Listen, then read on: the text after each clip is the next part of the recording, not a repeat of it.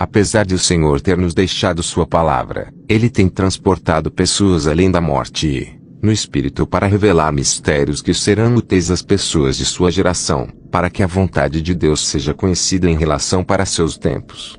Cada geração deve conhecer a vontade de Deus para seu tempo e o que deve acontecer em sua geração. Estamos nesta terra para ler os sinais dos tempos e nossa geração é o momento mais difícil desde a história da Bíblia. Mas entenda isso, a Bíblia diz em 2 Timóteo 3, 1-2. 1. Porém, isto, que nos últimos dias sobrevirão tempos trabalhosos. 2. Porque haverá homens amantes de si mesmos, avarentos, presunçosos, soberbos, blasfemos, desobedientes a pais e mães, ingratos, profanos. Até a Bíblia diz que o conhecimento aumentará nesta geração, Daniel 12, 4, e a iniquidade aumentará, Mateus 24 e 12. É por isso que o Senhor revela mistérios que não foram dados às gerações passadas nestes tempos difíceis da humanidade, para que a igreja moderna possa compreender o que está acontecendo e o que está para acontecer. Existem câmaras de restituição. Meu irmão, quando você roubou o dinheiro de alguém, você tem que devolver o que roubou. Você não pode ir à igreja e dizer, eu dou a oferta de restituição, se você souber onde a pessoa mora. Se você fizer isso, estará acumulando mais pecados. Você pode dar uma oferta de restituição quando não houver maneira de estabelecer contato com a pessoa que você deve. Depois de visitar as câmaras de restituição e música do inferno, o Senhor me conduziu às câmaras dos condenados da igreja. Esta é a prisão das pessoas que vão à igreja, a prisão dos membros da igreja. A Bíblia diz que o Senhor virá para uma igreja sem mancha. Efésios 5:27 para que ele apresentasse como uma igreja gloriosa, sem mancha, nem ruga, nem coisa semelhante, mas que deve ser sagrado e sem mancha. Eu estava caminhando com o Senhor no inferno, uma região vulcânica onde almas são calcinadas e inúmeras almas choravam. Em cada câmara, havia inúmeras almas condenadas em tormento. Eu estava neste lugar horrível onde essas almas foram condenadas para sempre. E o Senhor estava em lágrimas. Continuei dizendo, se fosse eu naquele lugar, não suportaria essa dor. Eu estava aterrorizado. E o Senhor me disse, este lugar é insuportável. Eu dei minha vida pela salvação da humanidade. A vida do homem está ligada ao que ele faz e aos lugares para onde vai. Não se esqueça do que você vê e diga ao meu povo o que você vê, pois a vida do meu povo depende disso. Eu sei que você é fraco na carne, mas não seja complacente, pois não derramei meu sangue em vão. Não acrescente a este testemunho, você contará exatamente o que viu. Eu vi demônios se movendo neste túnel do inferno. Esses demônios estavam segurando crânios humanos. Eles estavam se regozijando por ganhar as almas dos homens. Os demônios são vencedores de almas, ao contrário da maioria dos cristãos. O Senhor disse, o objetivo de Satanás é seduzir as pessoas do mundo, mostrando-lhes a glória deste mundo como se este fosse o melhor que eles poderiam ter. O diabo está dizendo à humanidade que o melhor é a vida neste mundo. Mateus 4, 8. Novamente, o diabo o levou a um monte muito alto e mostrou-lhe todos os reinos do mundo e sua glória. 9. E disse-lhe, tudo isto te darei, se te prostrar e me adorar. Nesse túnel, havia um cheiro ruim. Finalmente chegamos a esta câmara destinada a membros de igrejas.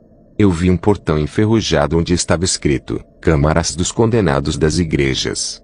O Senhor disse, este é o lugar para pessoas que vão às igrejas e afirmam pertencer a mim. Eu disse, Senhor, até as pessoas que vão à igreja estão aqui.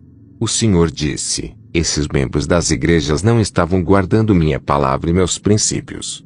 Eles falharam em fazer o que eu queria que eles fizessem. Existem dois tipos de membros de igrejas. Eles são aqueles que adoram em minha vontade e aqueles que me adoram sob minha ira. Os tormentos nestas câmaras de membros da igreja são mais intensos do que todas as câmaras do inferno.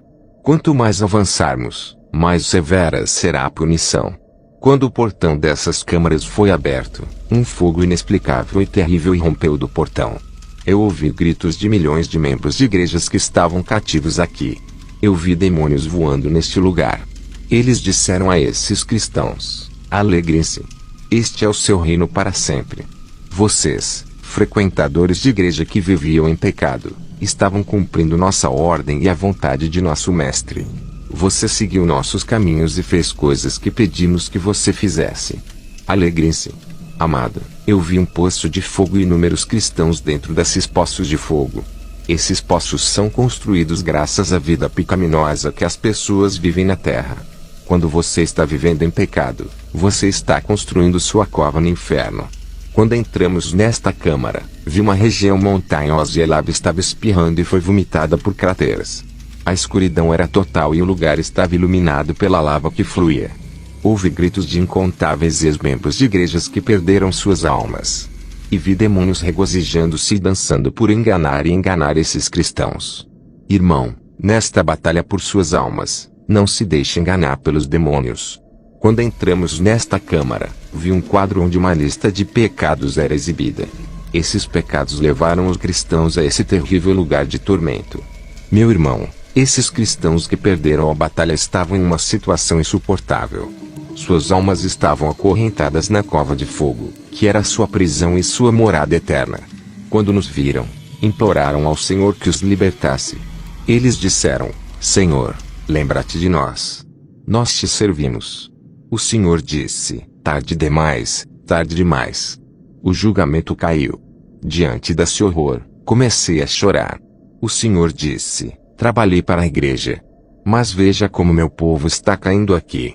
Eu disse: Senhor, foi-nos dito que aqueles que vêm para a igreja têm uma parte no seu reino. Somente aqueles que fazem a minha vontade têm uma parte no meu reino, disse o Senhor.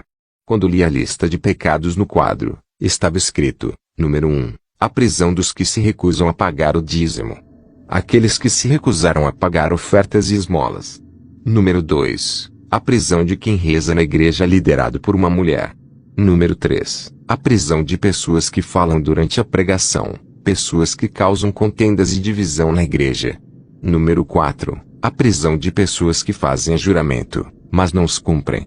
Número 5, a prisão do povo de Deus que veio para a igreja, mas não conseguiu se converter. Número 6, a prisão do povo de Deus que veio à igreja e se arrependeu. Eles nasceram de novo, mas se apostataram, abandonando seu primeiro amor. Depois de ler o quadro ao redor do portão, vimos no horizonte um príncipe dos demônios sentado em seu trono. Ele estava citando passagens da Bíblia e dizendo às almas condenadas: a palavra de Deus foi dada a vocês, mas vocês falharam em guardar a palavra de Deus. Você estava orando, mas falhou em fazer a vontade de seu mestre. Você era membro de igrejas, mas estava criticando seus líderes. Muitas pessoas vão à igreja, mas não mudaram sua maneira de andar no mundo. Vir para a igreja é uma coisa e converter é outra coisa. Ir à igreja não significa que você é um filho de Deus. A conversão é a transformação do coração da pessoa que sai de um estado para outro. É uma situação em que o homem abandonou os seus maus caminhos para caminhar pessoalmente com o Senhor. Viemos para a igreja para aprender a andar pessoalmente com Deus. Não vamos à igreja rotineiramente. Mesmo que a igreja seja fechada, o verdadeiro cristão continua a andar com Deus. Os cristãos que estão nessas câmaras do inferno frequentam a igreja e não entregam suas vidas completamente ao Senhor. Muitos estão vindo para a igreja, mas não estão entregando suas vidas ao Senhor completamente. Mesmo assim, eles ouvem a palavra de Deus, mas falharam em buscar a transformação de seus corações que chamamos de conversão. A segunda categoria de almas nesta lista no quadro eram pessoas que estavam vindo para a igreja e se converteram, mas com o tempo, elas abandonaram seu primeiro amor e não andam mais com Deus, embora continuem a vir para a igreja. A igreja está cheia de fiéis que, na verdade, estão distantes de Deus. Eles vêm para a igreja, mas não andam com Deus. Eles seguem seu próprio caminho. São pessoas que frequentam a igreja há 20 e 30 anos, mas não têm 20 e 30 anos de caminhada com Deus. Por todos esses anos, eles têm andado em seus próprios caminhos e não estão com Deus. A vida cristã significa andar continuamente com o Senhor em quem você acredita. Se a sua linguagem é escandalosa, ou se o seu comportamento é corrupto, e se você abandonou o caminho do Senhor, por favor, renda-se e renuncie. Eles são cristãos de nome, mas são pagãos em termos de caminhada. Ainda assim, quando eles vieram a Cristo, eles abandonaram seus maus caminhos.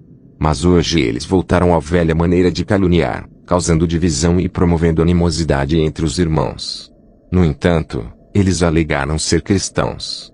Estou aqui para lhe dizer que, se você fizer essas coisas, você não é um cristão, pois a Bíblia diz que é contra essas coisas que a ira de Deus é revelada.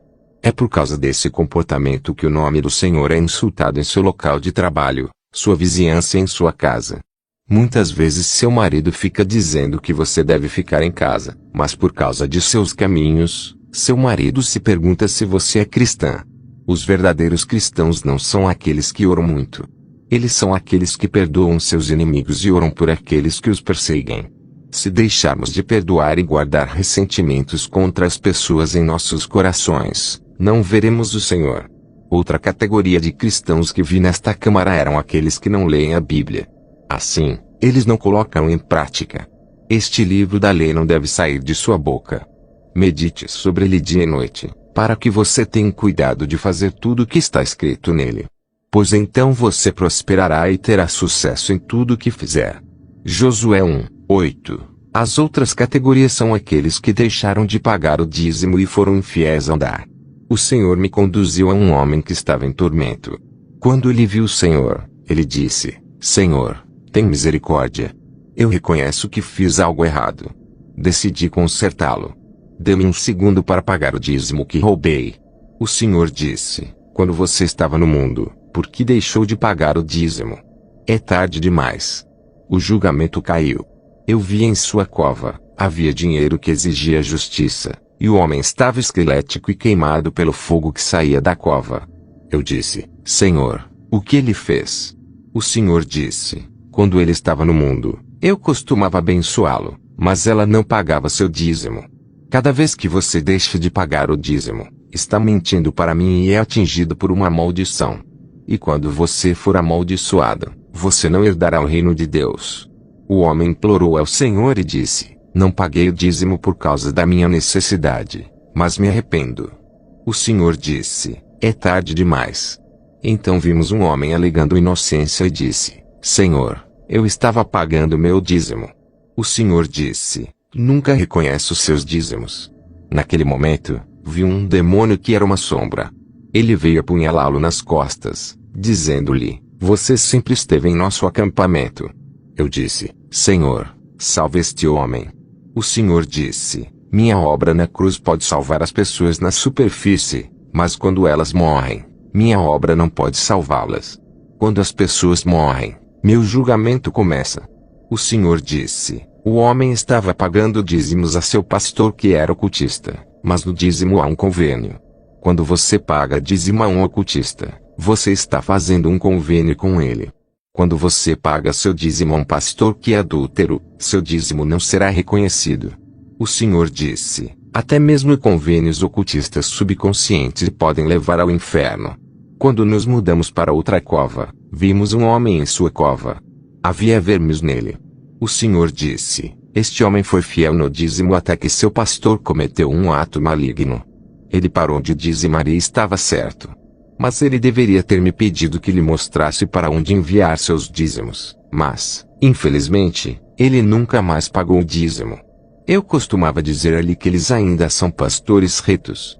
Ele deveria me pagar o que me devia quando estava vivo. Ele recusou o modo de vida e condenou a si mesmo. Eu coloco antes de você a vida e a morte.